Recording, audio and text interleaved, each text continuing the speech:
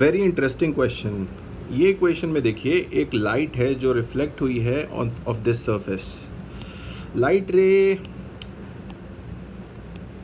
Alpha angle पे reflect हुई है। इन्होंने बोला है कि इस इक्वेशन को भी दे दिया है x plus y is equal to 1। तो x plus y is equal to 1 equation किसकी है? ये इनकमिंग रे की है। ये इस रे की इक्वेशन जो इनकमिंग रे है, इससे मैं निकाल लूँगा कि y will be 1 minus x, और इसको कंपेयर करूँगा मैं स्ट्रेट लाइन इक्वेशन जो कि कहता है mx प्लस सी। m की जगह पे x के साथ कौन है? -1 है, और c की जगह पे 1 है। तो ये बात सही भी है कि इस लाइन का जो स्लोप है वो -1 है। आप सब देख सकते हैं कि ये लाइन नीचे जा रही है, ये वाली लाइन, इसका स्लोप नीचे की तरफ है, नेगेटिव स्लोप है -1, और इसका y इंटरसेप्ट c है। ये ज़्यादा इंपॉर्टेंट है, यानी कि ये जो लाइन है, ये जो ऊंचाई है, ये c है, ये ऊंचाई।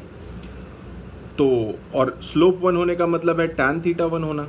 tan की कौन सी वैल्यू 1 देती है भाई? थीटा 45 हो गया ना फिर तो। ओह, तो मतलब ये यहाँ जो एंगल बनेगा ये 45 डिग्री बनेगा, फर्स्ट क्लास। तो वो 45 है, तो फिर तो बेस भी 1 होना चाहिए ना, तभी तो परपेंडिकुलर बाय बेस 1/1 tan 45 दे पाएगा मुझे। तो चलो, दोनों मिल गए।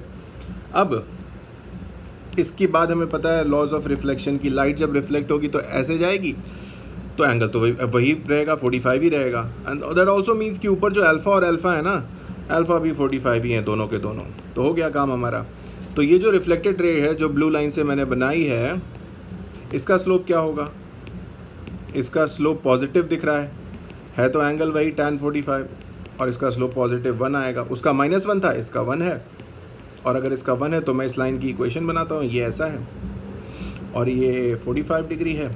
तो मैं इसके दोनों कंपोनेंट्स अगर लिखूँ तो ये भी 1 और 1 होंगे, इसका परपेंडिकुलर बेस। यानी कि इस वेक्टर को मैं, रिफ्लेक्टेड रे वेक्टर को अगर मैं लिखूँ तो क्या मैं इसको सीधा आई कैप और जे कैप कह सकता हूँ? क्योंकि दोनों 1 1 है।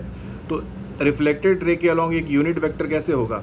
Reflected ray vector upon mod of reflected ray. Reflected ray vector क्या है? आई कैप प्लस जे कैप है, और इसका मॉड क्या होगा? 1 स्क्वायर प्लस 1 स्क्वायर का रूट, यानी कि √2। हो तो गया, बस मॉड आपको निकालना आता है तो आंसर आ गया आपका। So that means option number A which is correct here. That's it, simple question.